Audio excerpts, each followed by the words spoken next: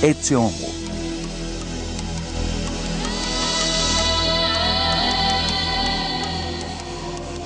A arte. Distribuição Sinapse.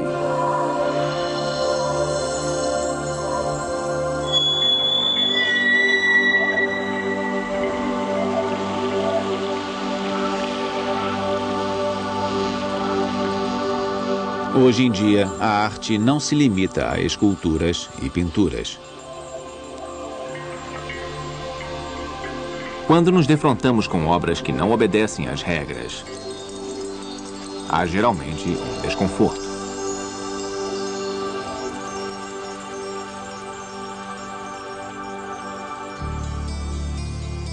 Leonardo da Vinci disse que a arte deve ser mais do que pintar. A arte requer genialidade humana. Hoje, vemos os artistas como criadores, que usam sua obra para expressar sua visão do mundo.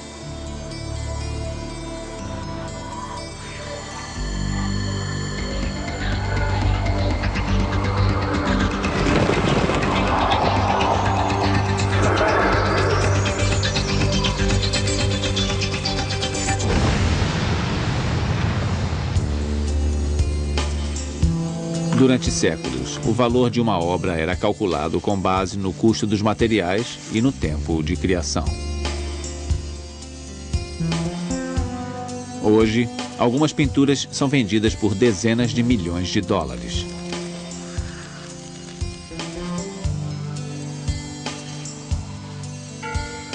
Em um mundo no qual muita gente abandonou a religião, o público em geral e os colecionadores tendem a elevar alguns artistas ao status de semideuses.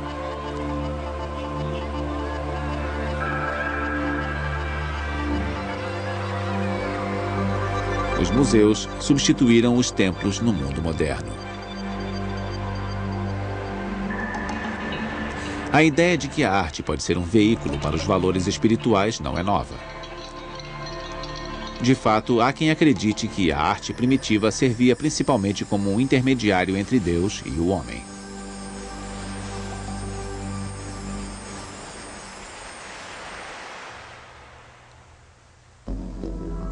O poder das imagens.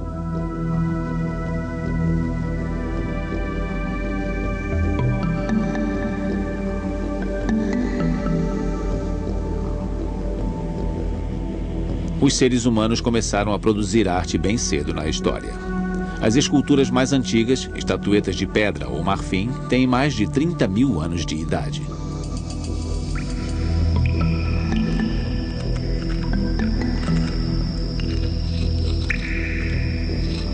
Mesmo nesses dias remotos, nossos ancestrais desenhavam nas paredes de profundas cavernas.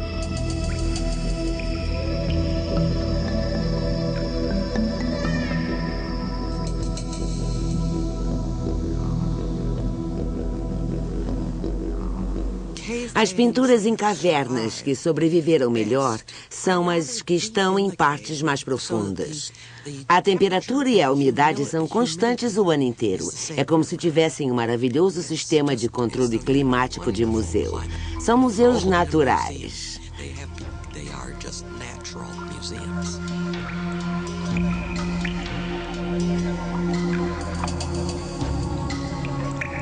A maioria das pinturas em cavernas mostra animais. Por muitos anos acreditava-se que fossem usadas para ensinar os rudimentos da caça e para fins religiosos, na comunicação com os deuses. Mas ainda desconhecemos seu significado verdadeiro. Os pintores tentaram recriar um rebanho de bisões no outono, quando há um período em que se unem e fazem o que os especialistas chamam de chafurdar na poeira. Eles rolam pela terra. É o ritual de fertilidade do bisão. E isso está reproduzido pelo artista no teto da caverna.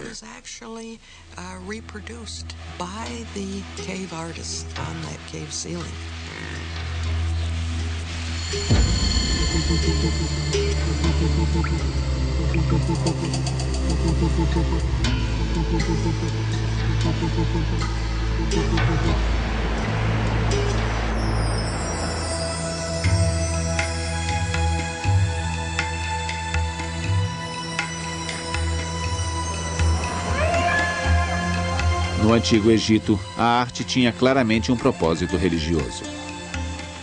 Os egípcios acreditavam que os espíritos dos mortos poderiam viver eternamente na arte.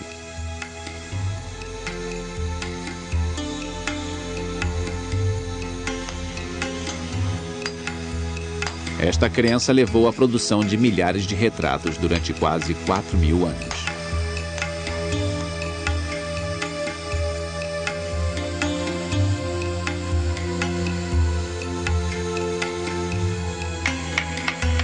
Os artesãos não tentavam ser originais ou subversivos. Eles obedeciam às ordens do faraó e dos dignatários ricos. Este período determinou a relação entre arte e dinheiro que existe até hoje.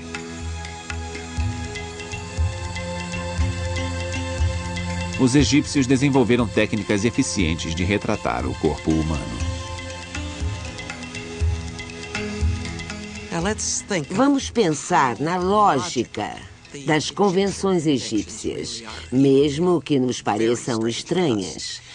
A única maneira de saber como é um nariz é vendo-o de perfil. Os egípcios sabiam disso. Representavam a cabeça humana de perfil com os olhos voltados para a frente. Queriam mostrar que a pessoa tinha belos e largos ombros, que são representados de frente. Se estiver andando, será mostrada dando um passo e as pernas são mostradas de lado. Tudo é muito lógico do ponto de vista egípcio. Requer exatidão, mesmo que para nós pareça engraçado. Even though for us it looks, I'm afraid it looks funny, doesn't it?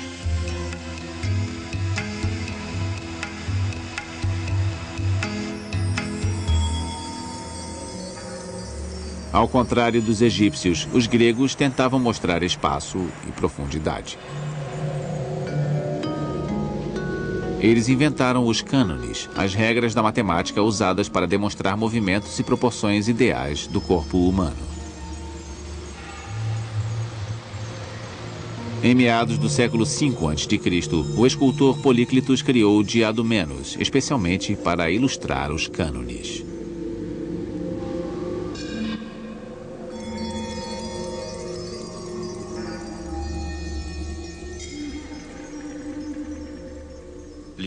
Os gregos escolhiam belas garotas, belos jovens. Os modelos eram sempre jovens. Os diadomenos de Políclitos não é só um nu glorioso, ele tem ritmo. Os ombros, os quadris, os joelhos e os pés, todos têm ritmo e planos contrastantes. Há uma ondulação, um movimento conhecido como ciência dos planos.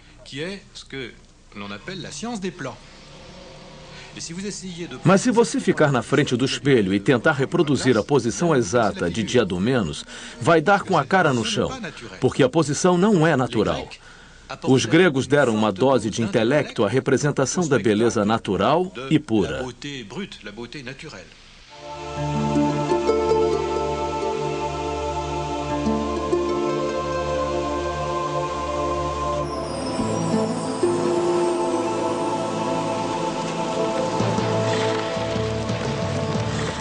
No século I a.C., os romanos conquistaram a Grécia. Mas, segundo um antigo ditado, uma Grécia conquistada sempre conquista seu feroz conquistador. Todos os ricos de Roma queriam réplicas de estátuas gregas. Nascia a indústria da reprodução.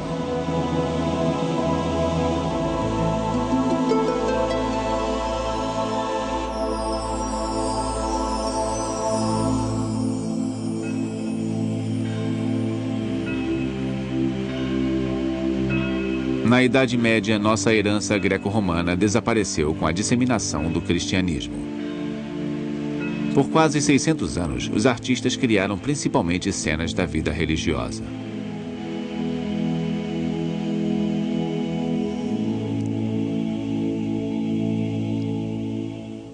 Os concílios da Igreja Católica decretavam que certas partes do corpo não deveriam ser mostradas.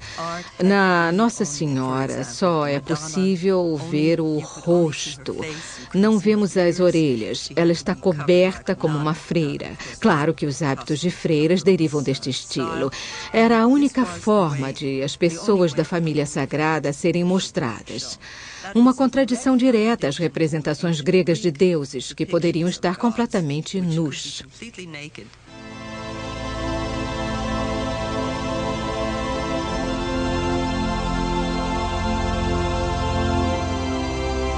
Os artesãos eram considerados meros servos de Deus e trabalhavam na obscuridade. Eles conceberam um paraíso maravilhoso que ajudava a esquecer o sofrimento da vida na Terra.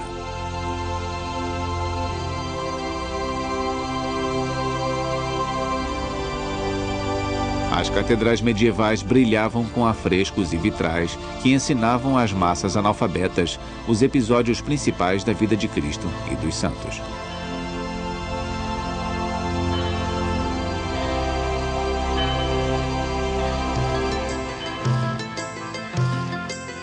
As obras de arte começaram a ser assinadas por volta de 1300.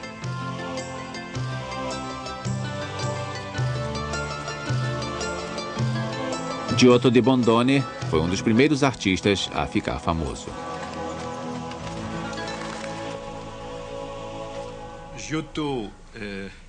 Giotto foi um mestre da primeira Renascença.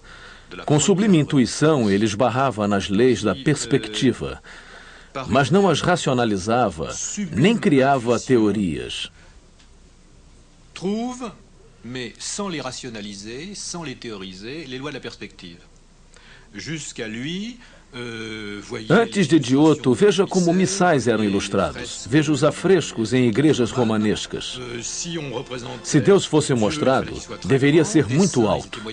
Os santos eram de estatura média e o povo era muito pequeno. A hierarquia no desenho sem perspectiva era espiritual. Giotto pintava São Francisco recebendo os estigmas de Cristo e, por surpresa, Cristo e São Francisco são do mesmo tamanho.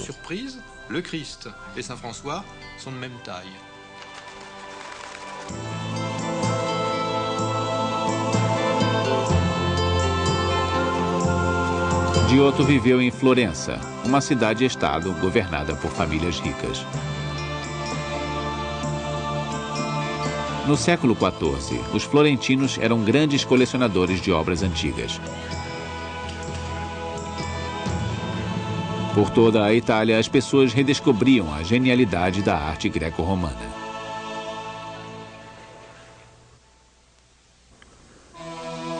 O artista e seu tempo.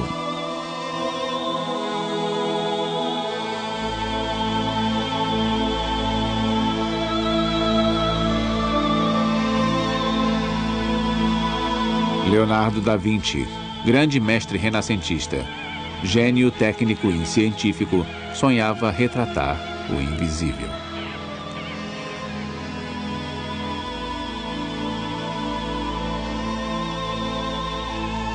Como muitos pintores e escultores da época, Da Vinci acreditava que os artistas deveriam ter status de criadores.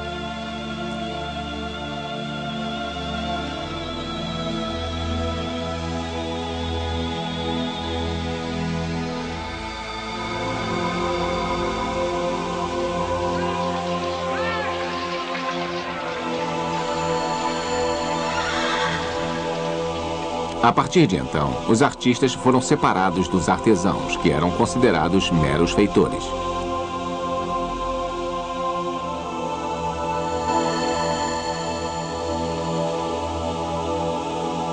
Um artista como Rubens ganhava bem.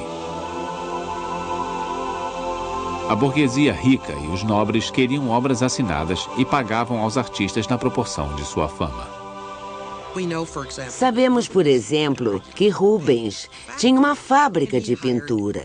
Ele contratava ótimos trabalhadores. Um se especializava em pintura em tecido, outro pintava frutas e flores. Eram todos especialistas. Rubens chegava e juntava tudo.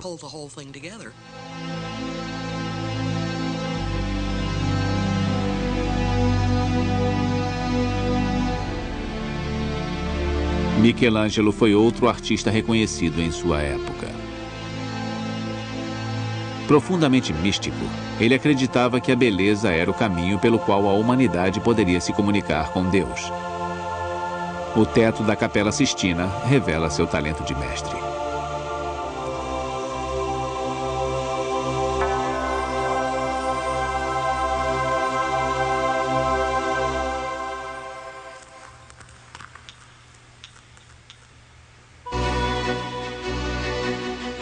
Do século XVII em diante, as academias determinaram que o trabalho em belas artes era intelectual.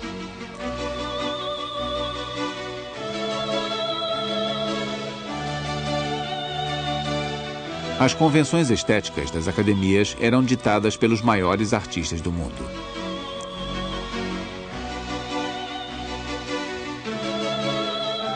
Com a crescente influência de Versalhes, o centro das artes passou da Itália para a França.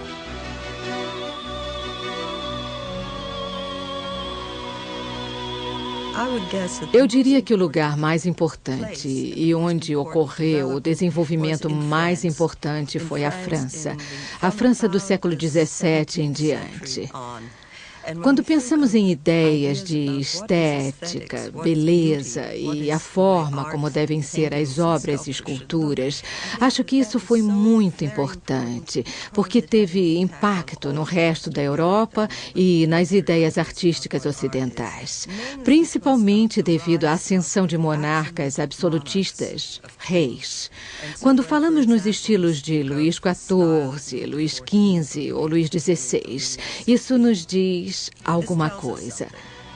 Diz quem decidia o que era belo.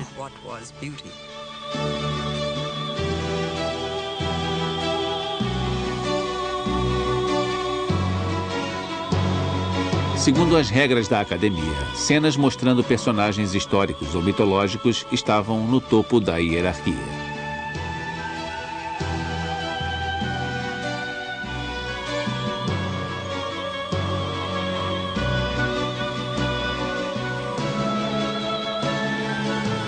Depois vinham os retratos, as cenas do cotidiano,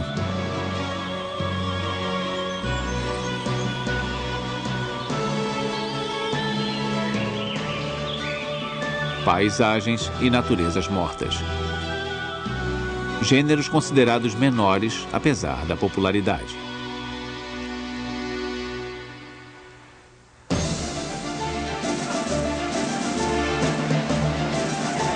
No século XIX, a sobrevivência de um artista dependia de ele ser aceito no Salão de Paris.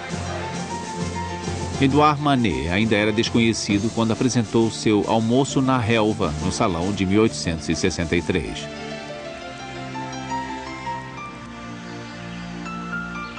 O tamanho da obra foi uma surpresa, porque telas daquelas proporções costumavam ser usadas para cenas históricas.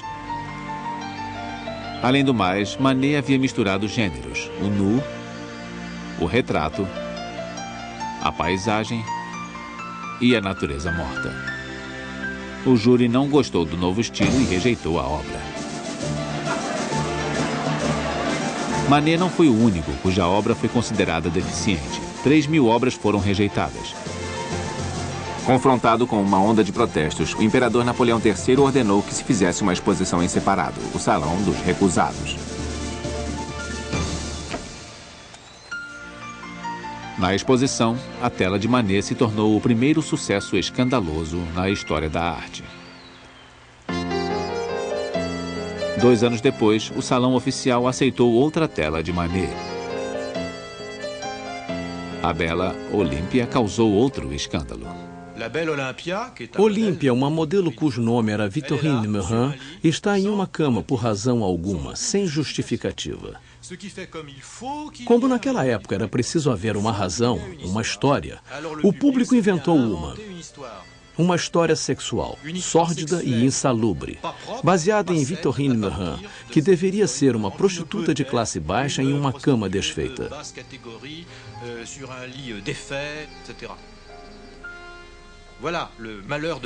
Manet teve o infortúnio de inventar um estilo, no qual a única justificativa era a própria obra, sem história, mensagem ou significado. Ele abriu uma porta. Depois Cézanne começou a fazer pinturas sem justificativas, além da obra em si, e a tendência seguiu até a arte moderna.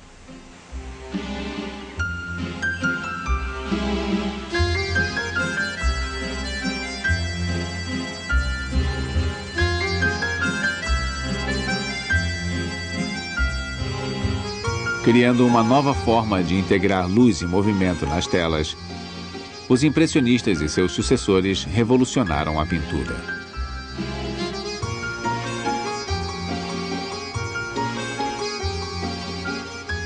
Van Gogh,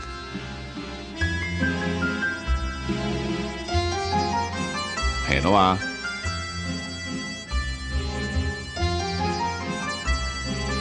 Monet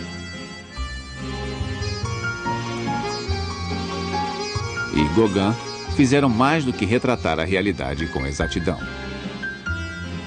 Usaram a arte como um meio de expressar seu mundo interior.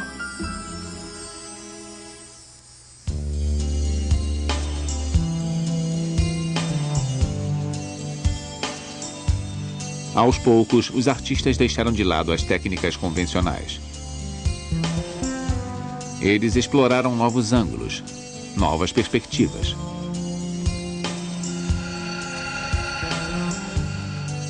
Em 1907, Picasso pintou a primeira tela cubista, As Senhoritas de Avignon. Alguns amigos dele, professores de medicina, o convidaram a visitar o hospital Saint-Lazare, onde as infelizes prostitutas morriam de sífilis e eram, basicamente, largadas, porque nada podia ser feito por elas. Pessoas com sífilis terciária têm rostos terrivelmente deformados, o nariz afunda nas bochechas, os olhos ficam saltados. É aterrador. Quando ele viu aquelas mulheres em tal estado deplorável, descobriu a solução plástica para as detestáveis deformações que faria nas duas mulheres da obra.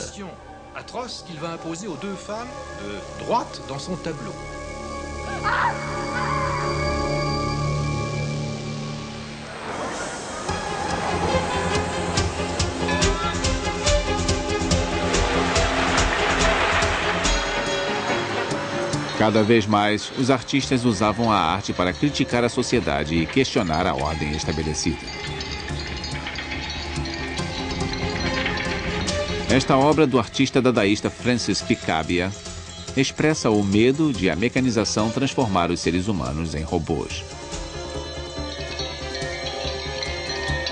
Futuristas italianos como Umberto Boccioni achavam que a única coisa a se fazer com a arte do passado era enterrá-la. Uma das ideias era de que a arte era uma coisa morta, estava em museus, era feita para cemitérios ou achavam que os museus eram o cemitério da arte. Deveriam ser explodidos, eliminados. Isso é estranho, porque quando pensamos na Itália, pensamos na maior arte do mundo, mas para os jovens artistas da virada do século, era o passado morto, pesando sobre um mundo que se modernizava. Which was becoming modern.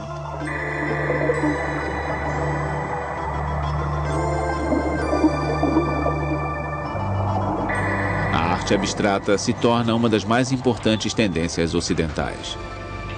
Vassily Kandinsky foi o precursor.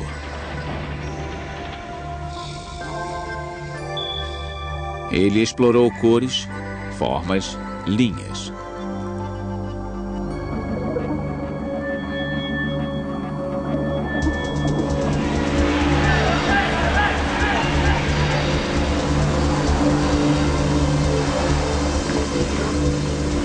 Mas grandes movimentos sociais, modas, estilos de vida e guerras continuaram a inspirar artistas. A famosa Guernica de Picasso ilustra os horrores da Guerra Civil Espanhola.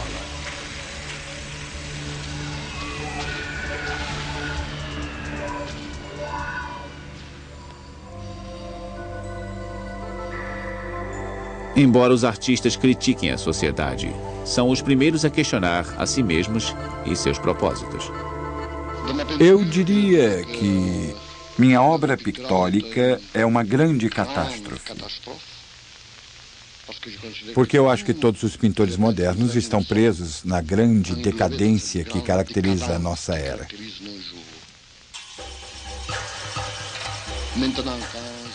Quando comparo o meu trabalho com o de Rafael e Leonardo, claro que eu me sinto humilde.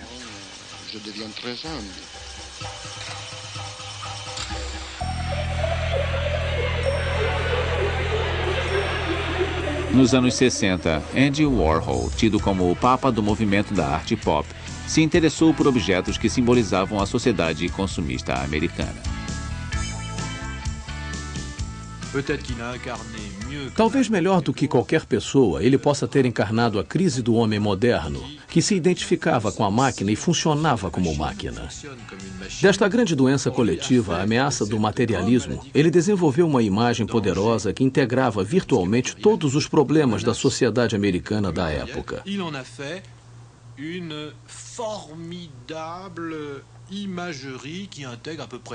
Andy Warhol será importante por muito tempo, mesmo que, assim como Manet, não tenha tido ideia da contribuição feita por sua obra. Comme Manet, tout ce qu'il apportait par son œuvre.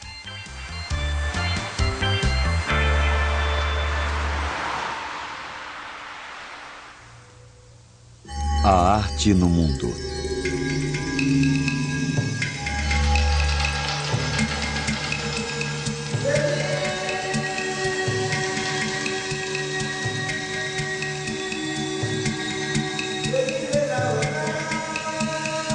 Na aventura humana, a história da arte também é uma história de trocas e aprendizado entre culturas diferentes.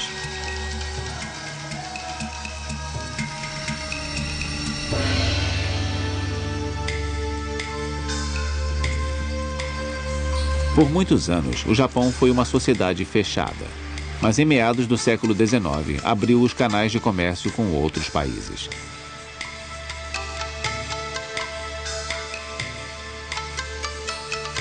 Foi quando os artistas ocidentais descobriram as xilogravuras japonesas.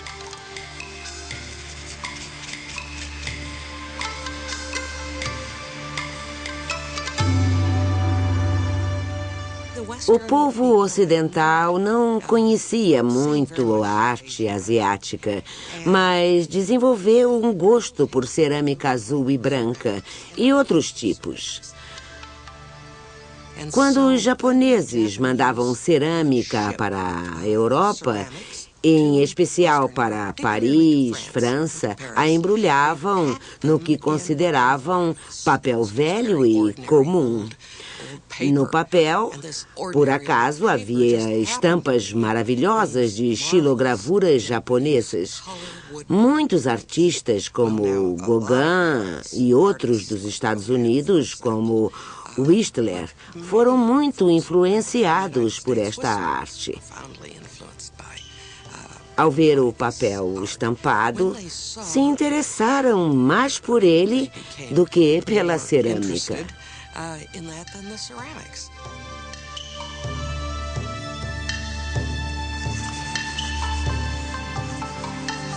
As xilogravuras são feitas com o entalhe de uma imagem em madeira e sua impressão no papel. Os japoneses usavam um bloco entalhado para cada cor do